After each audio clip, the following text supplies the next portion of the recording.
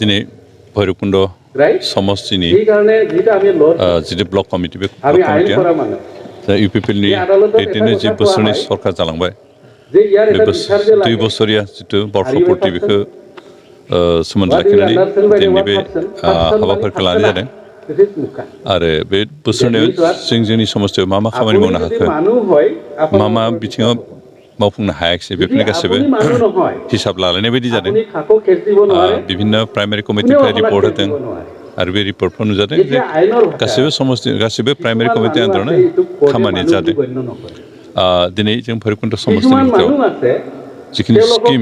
बे स्किम मथे 205 स्किम जों इतिमধ্যে कमप्लिट खालामबाय बोसोरनि गेजेराव आरो ओमफ्राय इन्डिभिजुवेल जिखिनि स्किम इन्डिभिजुवेल बेनिफिट स्किम आइबिएस बेहाय जों दासिमहालागै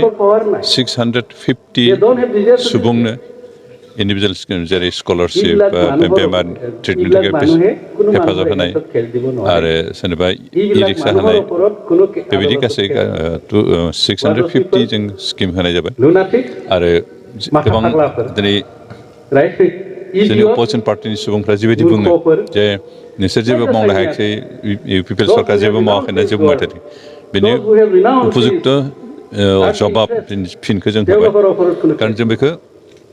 खालि खुगाजोंल' बुङाखै इन रिटेन पाब्लिश खालामदों आरो नंगौ नङा रायजोफ्रा नायहैथों आरो नायहैबा नुगोन जे जों अन्तत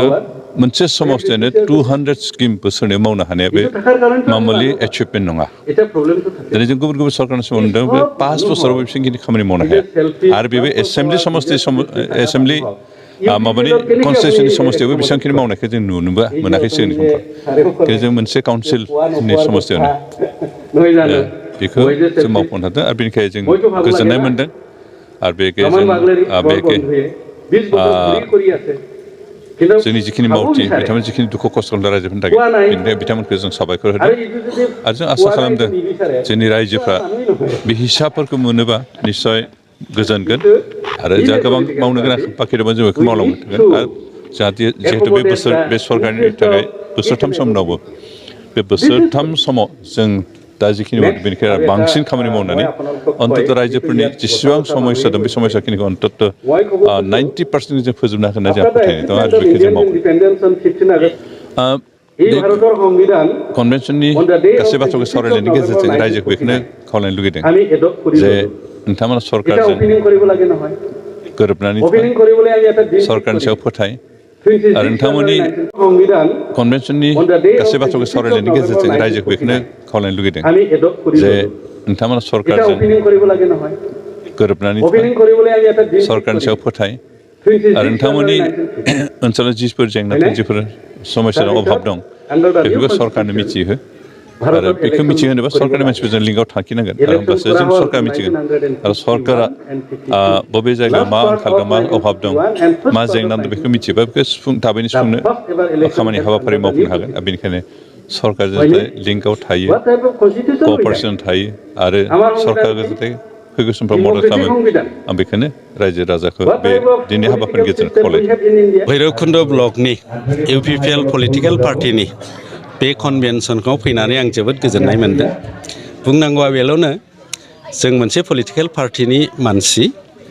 बेहा गावनि स्ट्राक्चार थायो सेन्ट्रेल कमिटि जिल्ला कमिटि ब्लक कमिटि आरो बियो गतानुगतिक ब्लक कमिटिनि एनुवेल कनभेनसन आरो बे एनुवेल कनभेनसना दिनैहाय सानसेनि हाबाफारि लानानै फुंनिफ्राय नै दा जोबफैबाय बेवहाय आं फुंनिफ्रायनो थानानै दिनैसिम जि नुदों बे ब्लकनि नेता कर्मिफ्रा गोसो गुदुं आरो बिथांमोनहा गोसो होसारनानै पार्टिनि थाखाय दोलोनि थाखाय हाबा मावगासिनो दङ बे मेलाव फैनानै आं बे बाथ्राखौनो बुंनो लुबैयो जे इउपिपिएल गोदान पलिटिकेल पार्टिया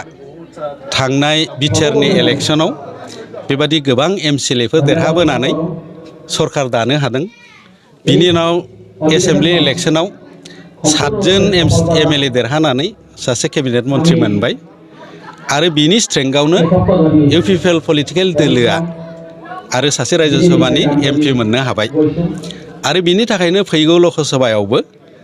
इउपिपिएलआ मोननै समष्टियाव कन्टेस्ट खालामनो थाखाय रेडि जादों मोनसेया क'क्राझार मोनसेया मंगलदै आसा खालामो बेहायबो लकसभानि केन्डिडेटआ देरहालांगोन बिनि थाखायनो जों बुंनो लुबैयो गोदान पलिटिकेल पार्टिब्लाबो बियो बिटिसि इलेक्सनाव साक्सेसफुल जादों एसेम्ब्लि इलेक्सनाव साक्सेसफुल जादों राज्यसभानि एमपिनि इलेक्सनाव साक्सेसफुल जादों एमसिएलनि बाइ इलेक्सनाव साक्सेसफुल जादों एमएलएनि बाइ इलेक्सनाव साक्सेसफुल जादों आरो फैगौ लकसभा इलेक्सनावबो बियो साक्सेसफुल जागोन आरो बे पलिटिकेल पार्टिया रायजोफोरनि अननाय मोजां मोननाय आरो रायजोफोरनि गाहाम हाबा मावनायनि थाखाय जे रुलिं पार्टि हिसाबै गोबाव जोरगोन होननानै आं सानो।